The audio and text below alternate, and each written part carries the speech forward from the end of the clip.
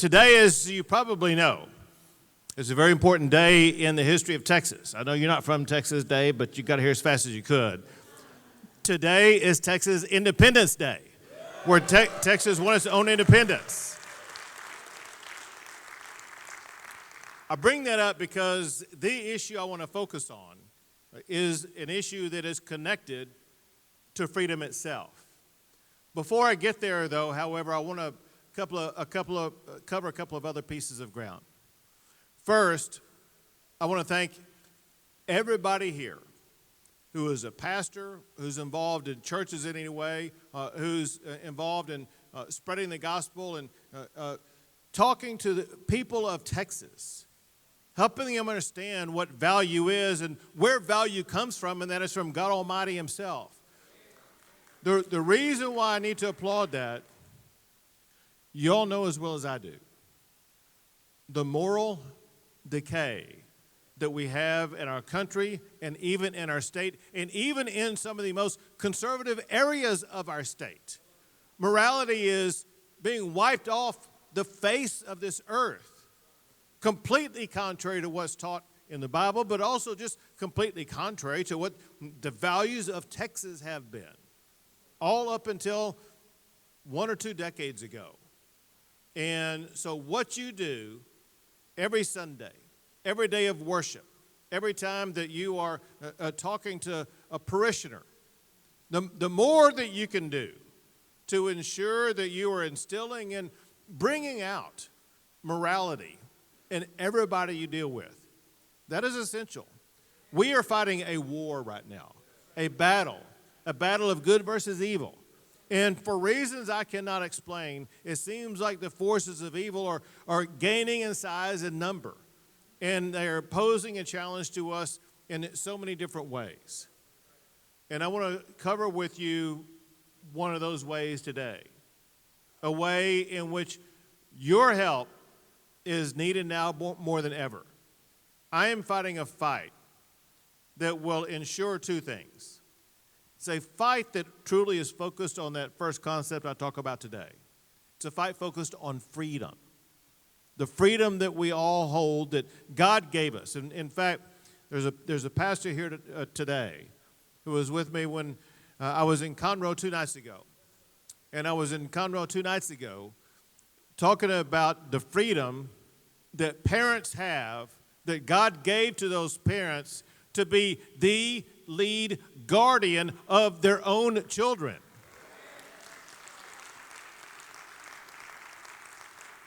No one loves a child more than their parent, but no one has been assigned the duty of taking care of that child more than a parent, and that assignment came from God Almighty. And the problem that we have today, we have educators who believe that they are the ones who get to declare what your child should be taught. They should be able to decide the right pathway for your child or the child of people that you know here in the state of Texas. And that's wrong. And we got to do something about it. And the way we're seeking to do something about it is through the pathway of school choice in the state of Texas.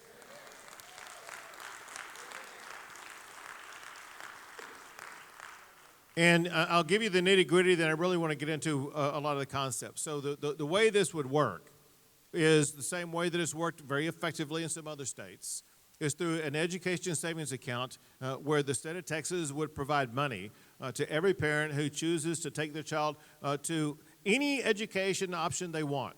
It could be to another public school. It could be to a charter school. It could be to a private school. It could be a church-related school, wherever they want to go, or it could be homeschooling. Here's the deal. I met a family, and they had 3 kids. One child went to public school. Another child went to a private school. Another child was homeschooled. And I asked them why they did that.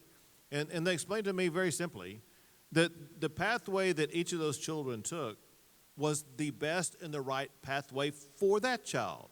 One thing we all know, and I'm sure there are people here who have multiple children and maybe even some grandchildren. We all know that even in one family, not every child is alike.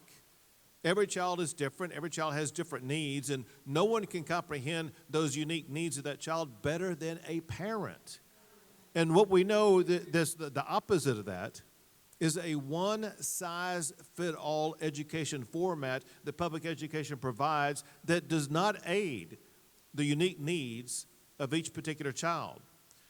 But it gets worse than that. And I'm going to recount the stories, Pastor, that we heard in Conroe. And so that people here will understand, because what we heard in Conroe was a microcosm of what we see in communities across the entire state of Texas.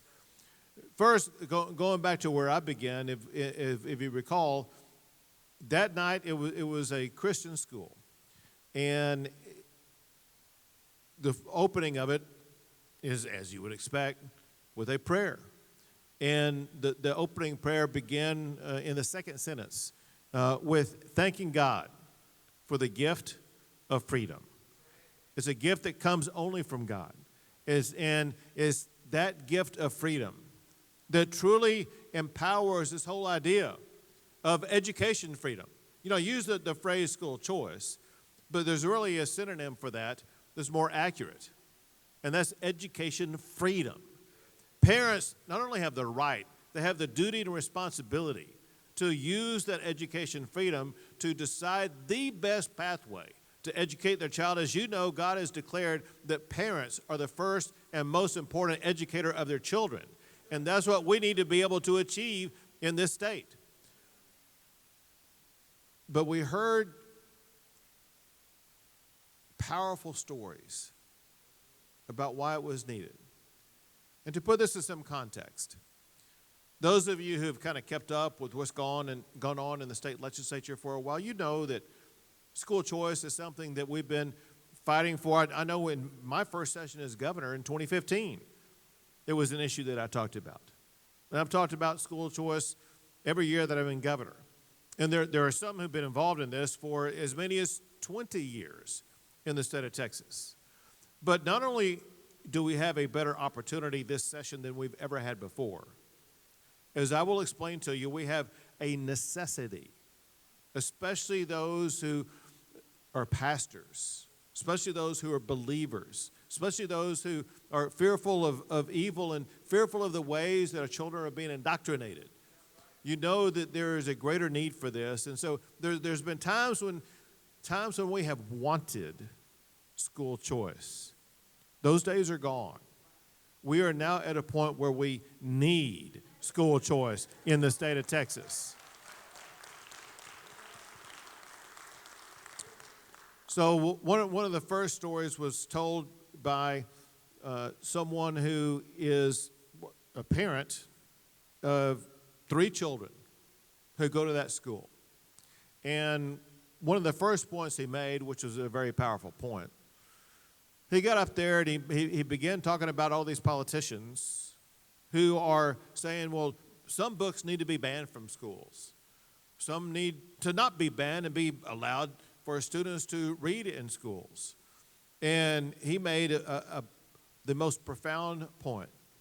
He said there may be some who want to take books out. There may be some who want to keep books in. He said there's only one book we need in our schools, and that is the Bible, the Word of God Almighty Himself.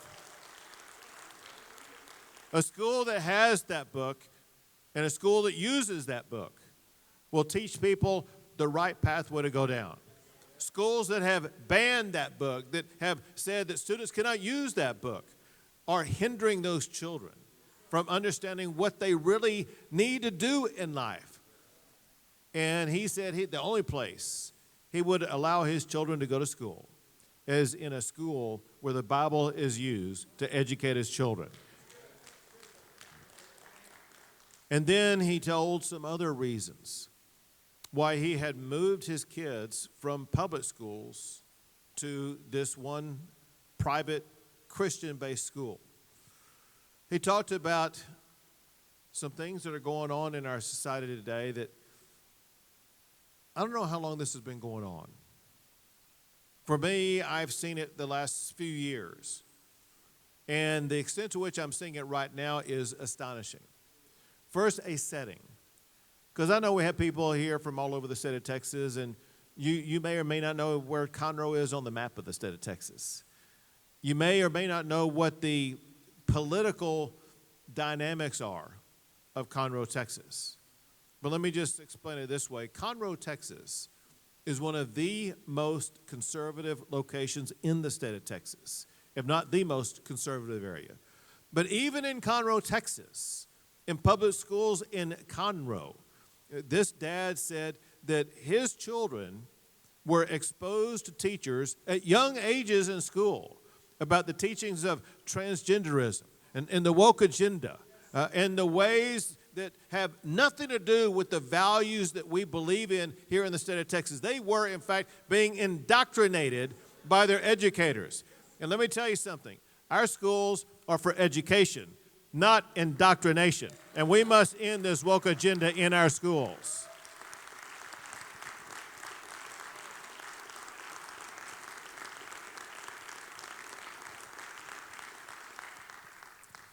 Then another speaker got up, and she was the principal of the elementary school, at the school that we were at. This woman was explaining why she had left a public school and gone to this school to be an educator.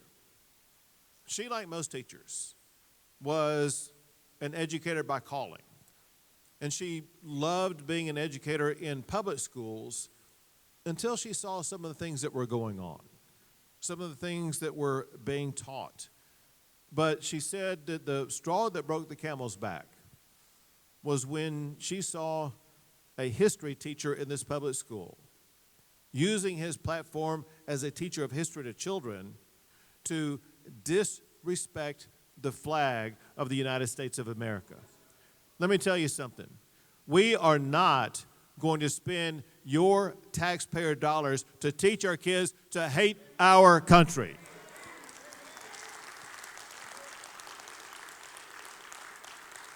Think about this. You know, we began as 13 colonies.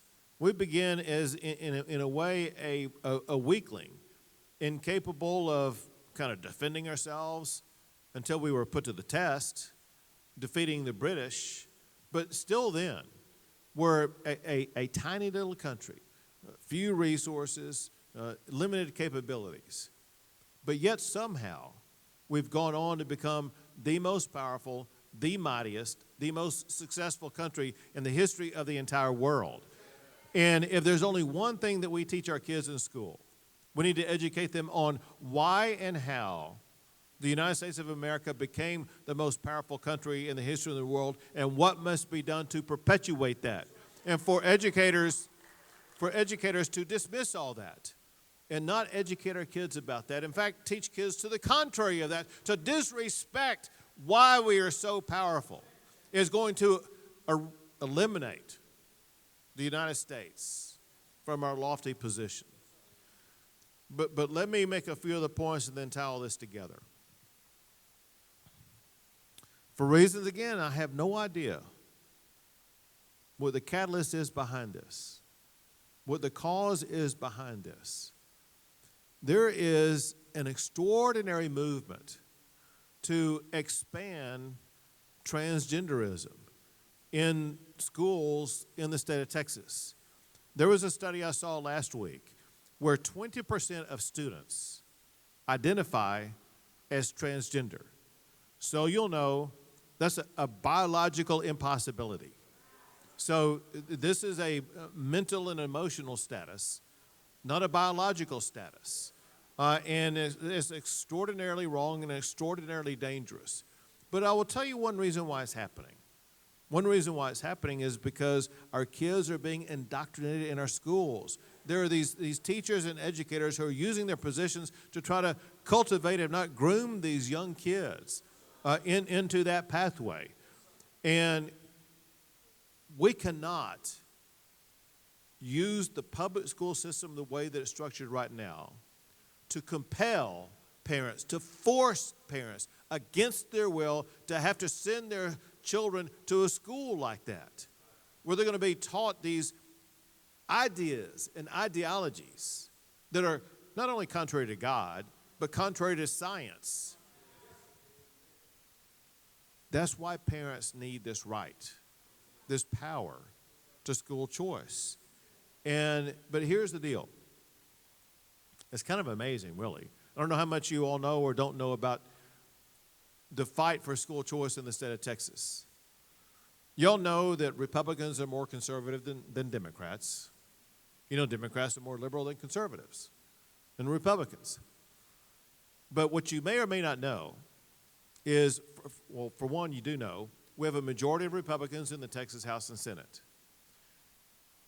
It's Republicans in the Texas House that are holding up our ability to pass school choice. But here's the amazing thing about it. They're coming from rural Texas. Now, in rural Texas, people may think, well, this isn't Houston or Dallas, and so we don't have to worry about that kind of stuff.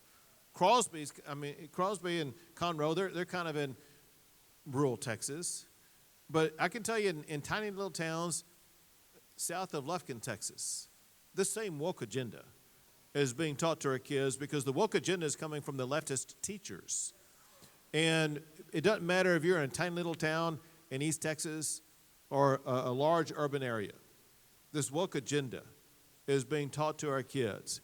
And so we being all of us, and the pastor council, we need your help to get this across the finish line. And I would urge you this.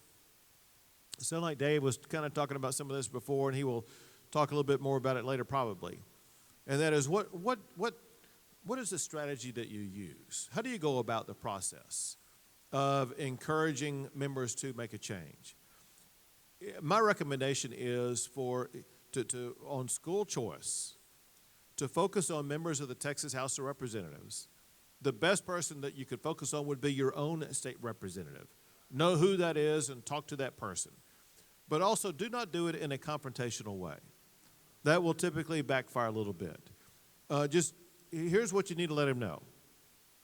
The people of that person's district, him or her, the people of that district support school choice. Let me be clear about something, because I'm going to tell you what they have told me in the past. They said, Governor, listen, I want to back you on this, but the fact of the matter is the people in my home district back in rural Texas, they don't support this, and rural Texans just don't support it. That is false. Let me explain to you why. I have done studies. Other people have done studies. We have studies, plentiful studies. They all show the exact same thing. It doesn't matter if you're a Republican, a Democrat, or an independent. Majorities of each of those three in the state of Texas support school choice. It doesn't matter if you're black, white, Hispanic, or Asian American. Overwhelming majorities of all of those four categories support school choice. And it does not matter if you're urban, suburban, or rural. They all strongly support it. We had a ballot proposition on the ballot this past year. That ballot proposition asked people in the Republican primary to vote for or against school choice, the program that I'm talking about. More than 80% of Republicans voted in favor of that ballot proposition. We have that broken down by House district in the state of Texas. And we know that in these rural communities, 80% of their constituents, 80% of the people who will vote for them in a primary, they support school choice. And so these Republicans who say, listen, I want to support it, but my constituents back home, they just are against it. That's wrong. Now, some of their constituents are against it. We call them educrats. The educrats, whether they be superintendents or some teachers or primarily the teacher unions, they're against it. But they're a minority, and they're a minority of voters in that district. And if they want to win over the hearts and minds and the votes of the people in their districts, they need to vote in favor of what 80% of the people in their district support, and that is school choice education freedom for all parents and all kids in their districts is what they need to support.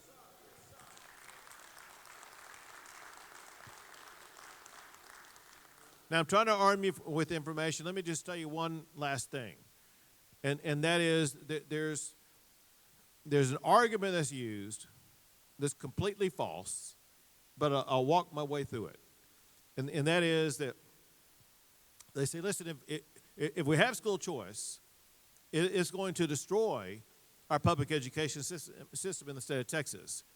And some people say even worse than that, it's going to destroy high school football in the state of Texas. Well, this is wrong. This is categorically wrong, and it's provably wrong in a couple of different ways.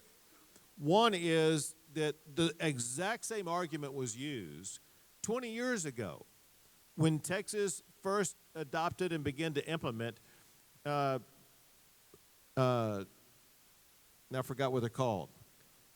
Charter schools, charter schools. So when charter schools began, they said it's going to destroy public schools. Public schools are going to go out of business. Teachers will be fired.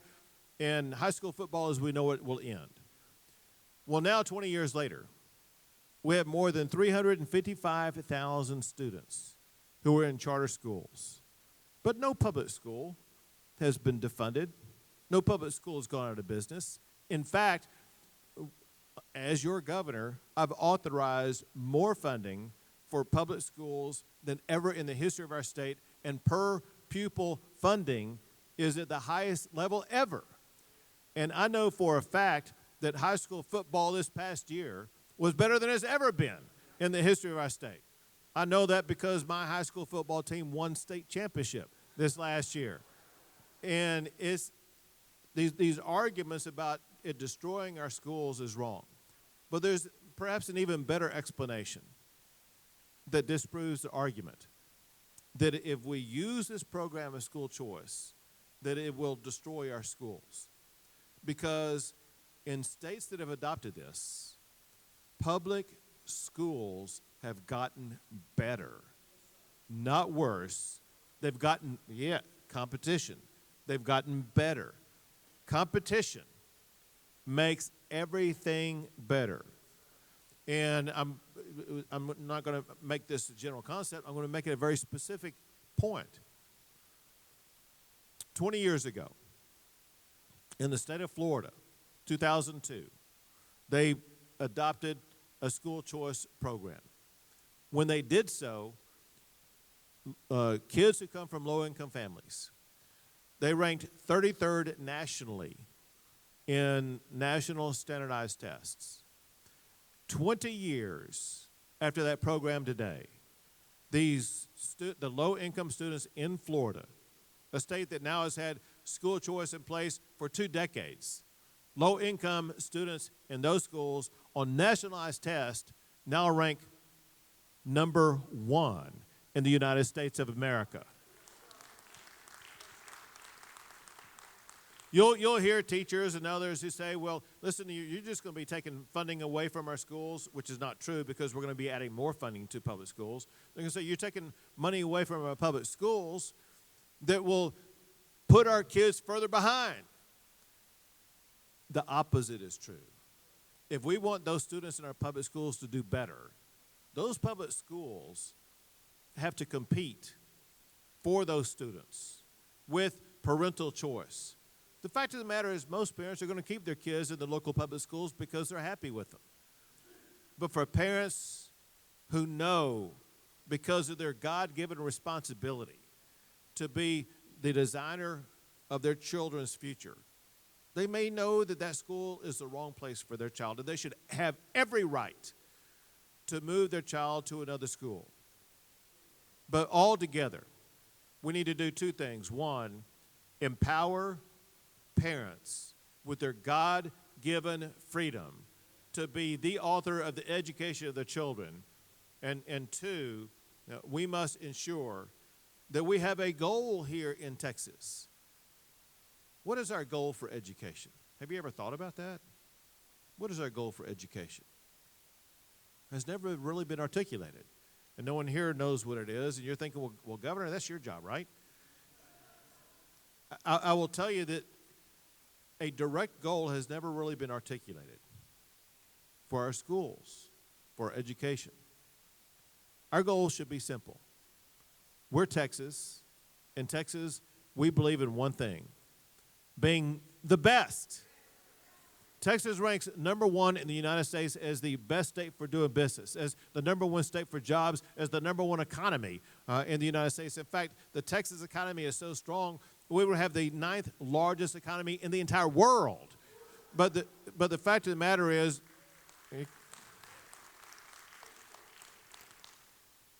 we have not set our sights on what our goal is in education. Our goal must be to ensure that we educate our kids in a way that Texas will be ranked number one. And there's only one pathway to get that done. It's not giving more money, which will be provided. More money has never been proven to be a pathway to be number one.